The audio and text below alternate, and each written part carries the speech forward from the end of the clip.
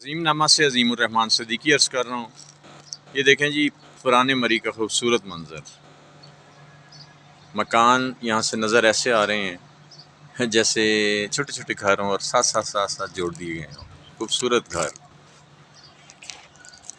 یہ تو مری پھر بعد میں پھیلا نا جی نیچے وادیوں میں، تو یہ انگریز دور کا یہاں یہ مری ہے، یہ آپ دیکھیں جی یہ مری ہے انگریز دور کا۔ اب مری میں آپ دیکھیں خوبصورت مری، اور اللہ تعالیٰ کا شاہکار ہے، اور مری میں بے شمار لوگ اس لیے آتے ہیں، قریب ہے مری۔